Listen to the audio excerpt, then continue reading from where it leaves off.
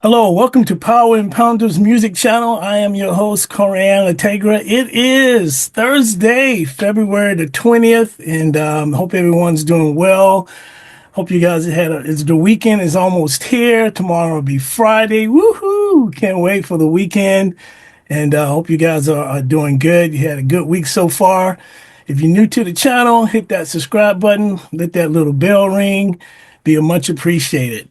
Well, today, my guest today, I've reached out to this lovely lady here over the last couple of months, and we've been trying to get an interview since September. And Oh the wow. holidays Oh, came and so forth. So I finally today was enabled to get an interview with her. She took the time out to talk about her music and what she's got going on and her background in music. So I just want to welcome Chena, and she plays in a hey. band called Chena. So how you doing, Chena?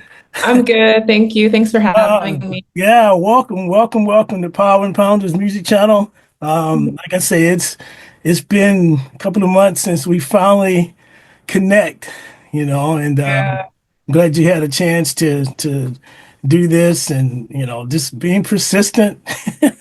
Sure. Both Yeah. had busy schedules, and the holiday now it's over. Now it's time to get back to the real thing now. So. Yeah. So yeah, I came across your YouTube video, "Prisoner of Conformity," the song that you came out with. Nice. Yeah. I'm like, who is this? I'm like, this is sick. It was Oh, thank awesome, awesome you. sound. You know, Thank my you. my type of music, right down my Okay. alley. Good grooves, good hooks. And I'll put all your links in the description box so people can check out your video and stuff. But before Thank we you. start talking about your band and how that all came about, Mhm. I want to know more about you. How you became a guitar player? Yeah. Who inspired you, and how did that get started? So, I always loved music as for as long as I remember. I started off early on, like wanting to be a singer. I didn't come from a musical background or family or anything, so it was just a lot of like, oh, how do I figure this out? So I started singing, and then once I got to like maybe 14, 13, 14, I was like, maybe singing's not enough. I want to write my own songs. And how am I going to write my own songs? I think I need to learn an instrument. So I woke up one day when I was like 13, 14, and I was like, I'm going to learn how to play an instrument, and specifically guitar, because I thought it was probably the most accessible instrument. I wanted to do the singer-songwriter thing, just like writing songs on my acoustic guitar. So I kid you not, I went to the library one summer. I think I was 13, and I just went and found all these guitar books. I had no idea, no experience with in musical instruments. No one in my family had ever played an instrument, and I just like started reading instruments and the guitar books, not understanding a freaking thing, but just starting to love it and just look at all these cool looking guitars and learn about different guitarists. And then I was able, my dad was able to get me like a acoustic guitar, and I just just started learning chords and Okay. everything. It just kept on with it, kept consistent. And then I broke through after like maybe 5, 6 months. I could play a progression, and then that was it. Like I kept on going. I never stopped, never put it down. And I loved all sorts of music. And specifically I loved like rock music. Actually,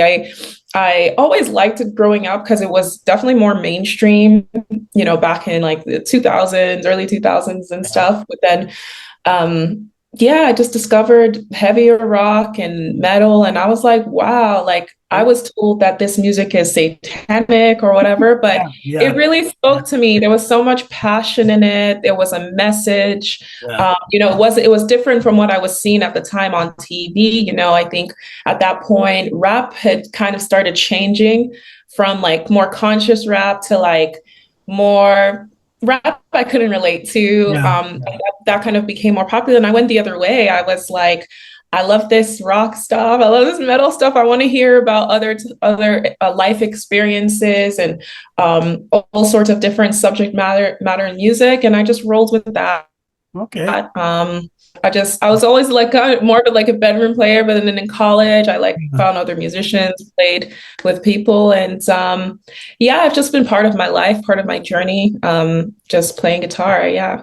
So from the books, now you read you must have read a lot of books to in order to no, now did you ever like take lessons like after you start reading the books or how to hold a guitar, finger Yep. did you take formal lessons or anything or you It just was it naturally was picked it up?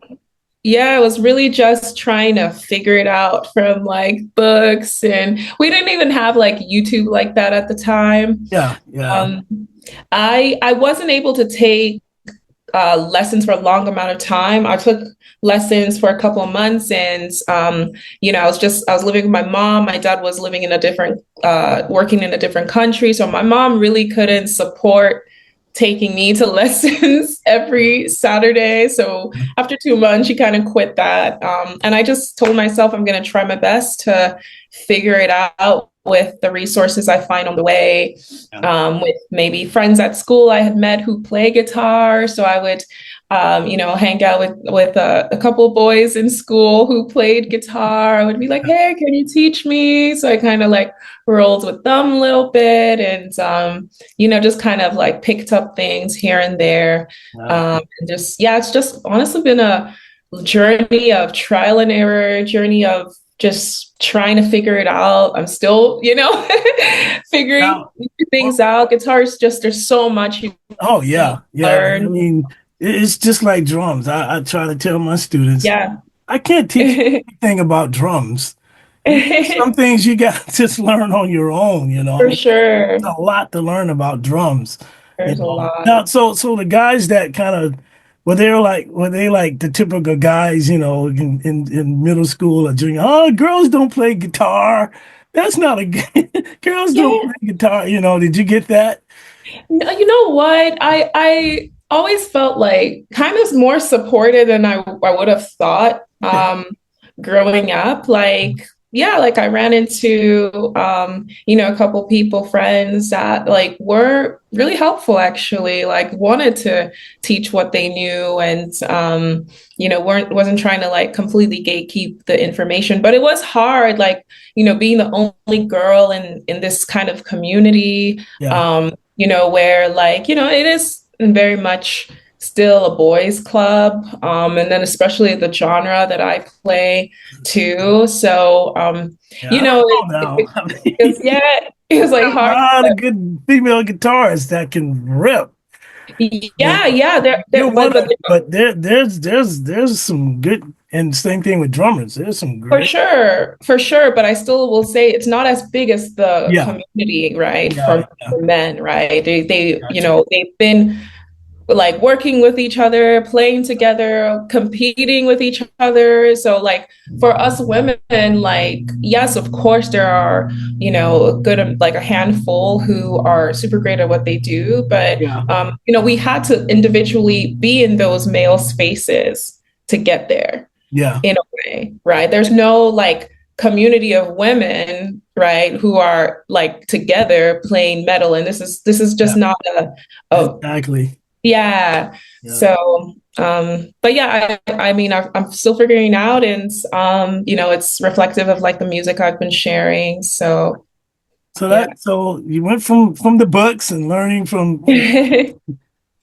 When did you start taking it like serious? Like, okay, Yeah, I mean, I always felt like I took it seriously, but I would say like there were periods where, life kind of got in the way. Like I said, like my parents were not musical parents. I come from a West African household. okay, So it was more of like academics, books, go to school. Like, what are you studying? Are you studying science, healthcare, or like engineering? Like, what are you studying? So I went to college. I did the whole academic thing. I studied business and finance in school, and I did a master's too. Like, so, and I worked, in that space, and yeah, I think it was around the pandemic. I was like, what am I doing? Like I have a unique, perspective in this kind of guitar world and stuff. Yeah, And like, I really love it.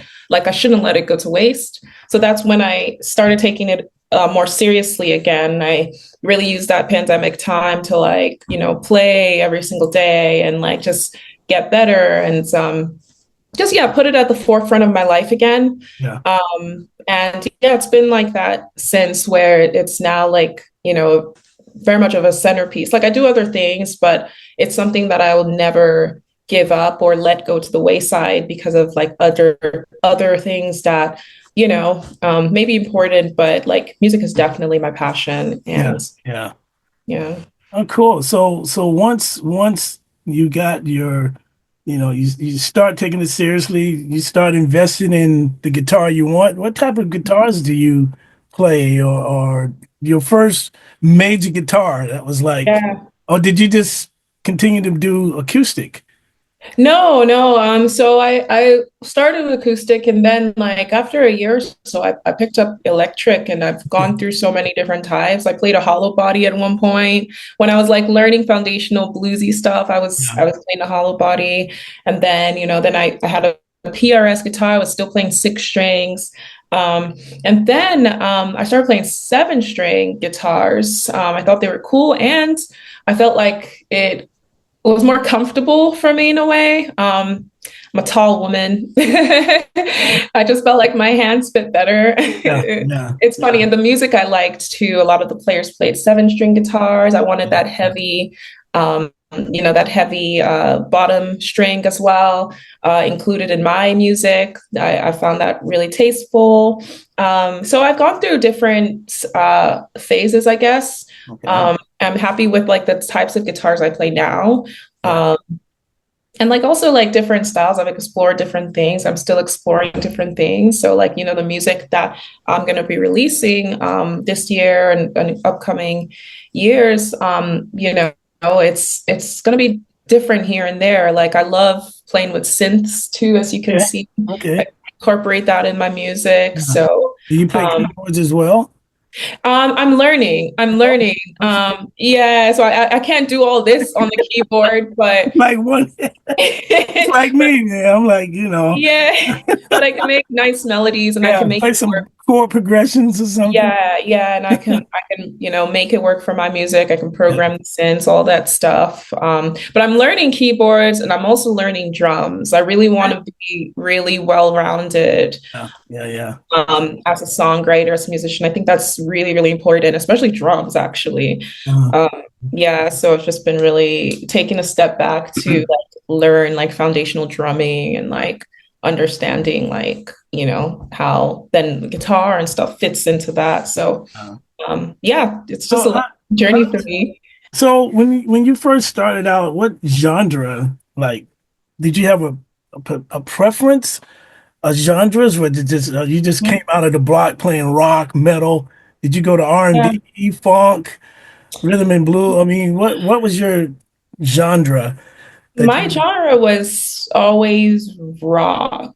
Okay, okay, Like I said, I love blues too, like not well, I should be careful when I say that. I love like Jimi Hendrix or yeah, Stevie Ray Vaughan type of blues and yeah, yeah, other stuff, some of the stuff I can't really stand. yeah, but yeah. but I learned a lot of like, the foundational stuff listening to like Stevie Ray. So there was a time I would always just play that and like practice that. And then yeah, I was more like yeah, alternative rock. And then it kind of progressed to get like heavier and heavier. But I loved, for example, like the post grunge bands. I listened to that growing up. Like Creed, Fuel, Yeah, yeah, Puddle of Mud, just all those types of bands. yeah. It was really cool.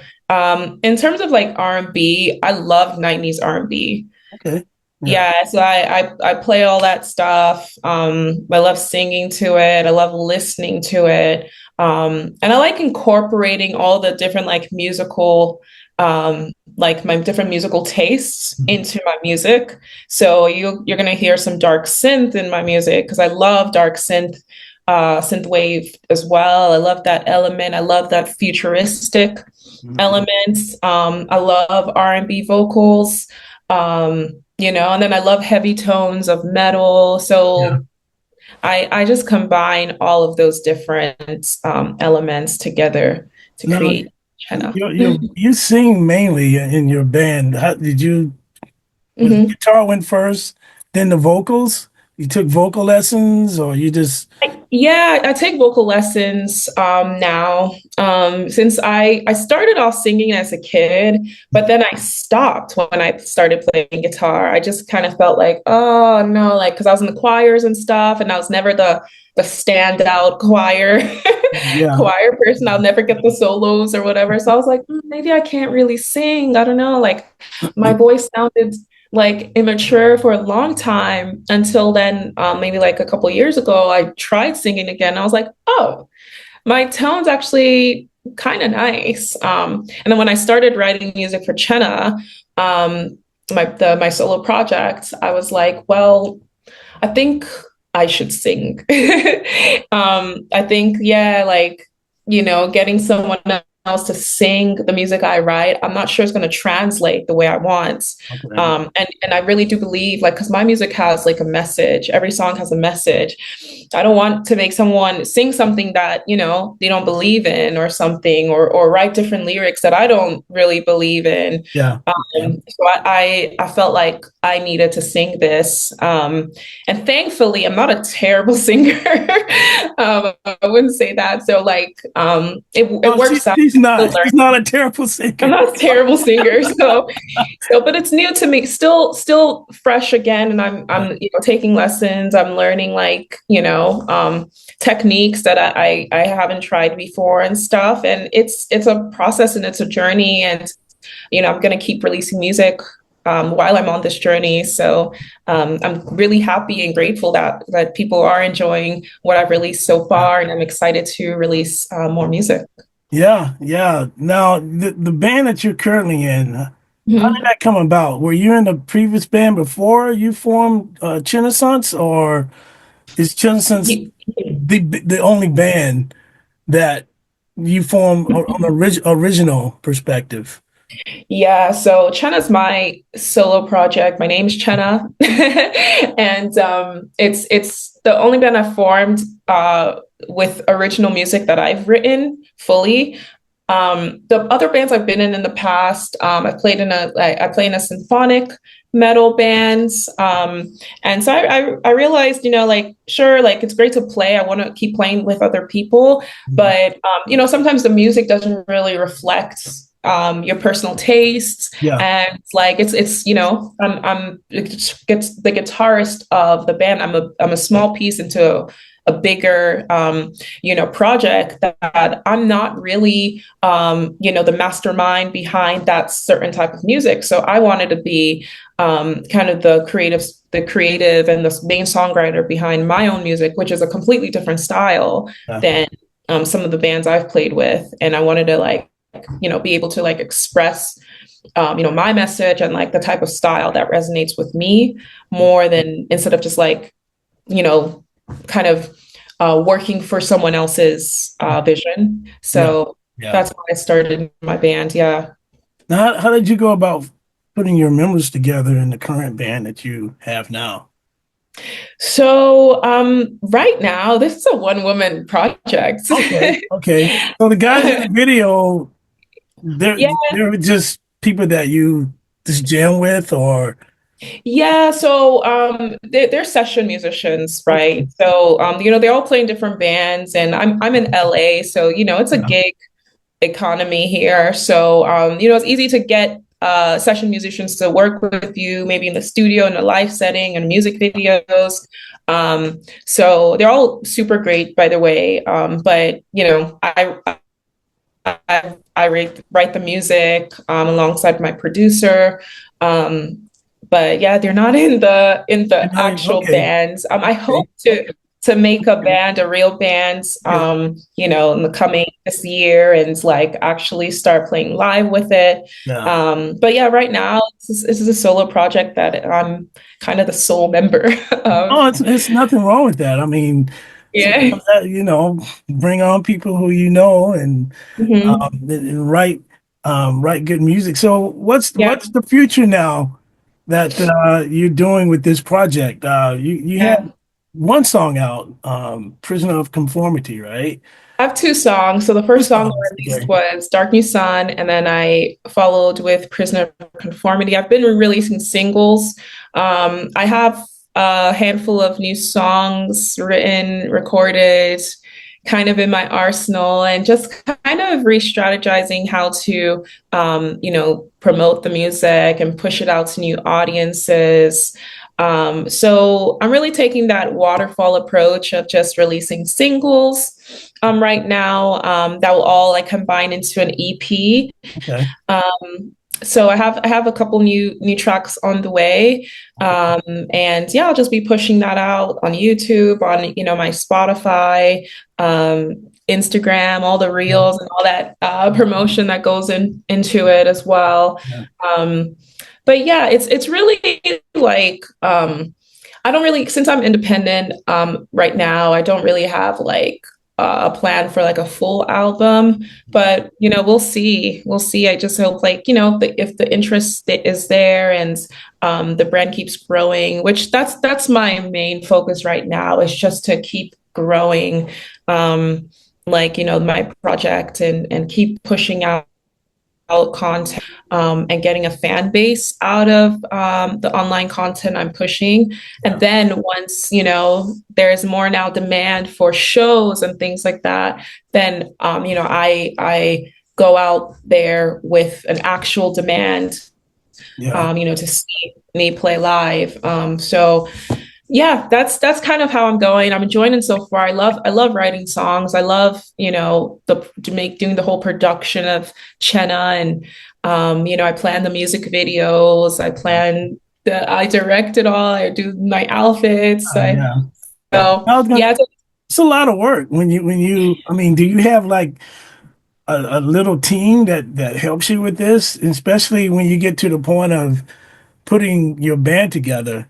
Uh, yeah. it's a lot of work doing a solo project It because is. It is a you lot know, of work. It is, but I find a way. I actually don't have a team. I have people I work with, right? So my go-to videographer, my go-to, producer or someone who's mixing the music and editing the music videos. I have those people, but I don't have like a team yet, like guiding me or advising me or telling me to do this or do that. That's really just me, yeah, um, figuring it out. The good news is that I do have like a career as a marketer, so I'm able to translate my expertise to like my own brand and my project. So I'm not like blind or yeah. or anything like that. So yeah, I do it all. Well, make sure you have, once you get to from the business part of it, and I'm sure Mhm. having been around a lot of people, the business side of it, Yeah, signing contracts and all for that. sure. Just because I took a music business class at here in Orange County, and Yeah. the professor had a book, um, the things all about what you need to know in the music business by Hmm. Don Passman, and it's a great book. Yeah. I mean, if you get a chance, they have it on audio, Kindle and so forth. Right. It Okay. talks about the whole business side of it, Yeah. especially being a Yeah. solo artist like For you don't want to sure. get trapped or stuck into a contract. Yeah. Yeah. No, I've heard all about all those kind of Yeah, nightmare contracts, and I'm not like eager, right? Like I'm really doing this for the love of it. I really do want to get my message out, and if a label or distribution company wants to help me do that, I am going to be very careful with how that's going to be done, right? So um, yeah, I'm confident, and I mean, I shouldn't say I'm completely alone in this. Yeah, I have people who are in the music industry that I talk to, trusted people, and if it gets down to it, right, I can call up a lawyer to help yeah, me yeah. with anything. So, yeah, I'm not going to be naive about anything related to the music Yeah. industry. I know it can be ruthless. So, What do you find it hard right now, especially in LA? I mean, even down here in Orange County, it's mhm. the music scene, especially in the rock area, in the rock Yeah. genre. Do you find it hard booking, or where do you see the rock scene? Because I'm a firm believer when you're a band or even a solo, especially Mhm. mainly a band, I think you should go to Europe, Japan, South Yeah. America, and then come back here. I mean, that's Yeah. what a lot of the artists did back in the, 80s, 90s. They would go abroad first, Yeah. and then come back. And by the time they came back here, they were like, blowing up. So where Yeah. do you see the scene right now in LA and where it's going? Like where it's going. I don't, to be fair, I don't go out to too many like local live shows in the scene. So I can speak on local bands and how it's going for them. I will say music is well and alive Okay. here. But I do agree with your point that, you could have a market, an active market in other countries, and it's okay and it's good to explore that. So um you should like definitely as a musician, you should be open-minded with where your market actually is. Like for example, the band I play in, the symphonic band Catalyst Crime, our market is more in Europe. Yeah. We did a tour last year and it was mostly German dates. That's where our fans are. So that's where we're gonna, play, right? So I think that that's perfectly fine. And as an artist, you should look at your numbers, right? Look at your analytics, Yeah. see who's listening, where they're listening, and then gauge like, okay, if you want to go perform, where do you want to hit that market? So, I think that that's a great strategy. And I love it actually. If there's interest for my music like in Japan or something, that would be sick. So I do want to also just grow in those other regions. I'm not like, oh, keen on America. I know America's the biggest market, but at the same time, like those other markets need to be served. Yeah. So yeah. It is, but at the same time, just a firm believer of Mhm. going abroad. Yeah. Even in a lot of countries, they're smaller. They don't have, Hmm. you know, especially the symphonic metal. That's all Yeah. Europe. I It's love all Europe. symphonic. Yeah. Yeah, it's not really that big here. Not yeah. When I lived in Finland, in Oh, Russia, that's cool. there's a lot of good symphonic metal bands. Yeah. Um, Yeah, for sure. wow. Well, you seem like you got a lot going on. A lot going. Yeah. I learn drums. You're learning keyboards. Doing a lot. Yeah, it's hard. Um, I have this problem where I just, these jack of all trades. yeah, multitask. And I've just been thinking lately, like, damn, like I should really just pick one thing, but it's so hard for me No, too. yeah. And I want to do it all, and it's definitely hard, but I'm keeping on my schedule, and then I'm gonna make it work. Yeah. So we'll see. Like I say, I'll post all your social media stuff Yeah, on the thank you. description. I'll put your video, um, um, Prisoner of Conformity in the link. People can check that out. If they want to hear your music as well, you're on Spotify, Yeah. iTunes, TuneCore. Yeah, I'm on all of Oh, those platforms. okay. Chena, Gotcha. Chena. Yeah, Yep. yeah, yeah, yeah. No, where are you from originally? So, like I said, my family is from West Africa, Okay, Nigeria. okay. So, yeah, as far as I'm aware, I'm probably the first Nigerian metal like chick or Well, whatever. maybe that's where you ought to do your first tour. Yeah, yeah. You know what? It's funny Hey, because it's like do a it's homecoming. yeah, Africa, especially like, other countries are not known for like a metal scene, but I Yeah, do see it picking up, like, yeah, yeah, but especially more in like, maybe like countries like Togo. I know there's a metal scene, Botswana, and Nigeria. The biggest genre is Afro beats, yeah, but I yeah, think yeah, more people are being more open these days. That would be amazing. I would love for West African people, just even the culture and like the experience. I feel like there would be really, really, really good music yeah, coming from that perspective. yeah, yeah, for sure. Well, again, thanks for taking the time out to come on Power and Pounders Music Channel, and I appreciate it. And like I say, I'm gonna try to get this Thank you. video out probably even tonight. And I'll send you the link and so forth. Check it out. I don't really edit anything, so what goes out goes out. Really? Okay. I do an intro and an Hope I didn't say outro, anything. and that's about it. I don't really like edit anything. So, Yeah. it was great. It's And oh, one last question. What do you think what's your thoughts about AI? I know at the NAM show, they yeah. were talking about AI. Don't be afraid of it, especially as a writer, music writer, any Yeah. type of writer.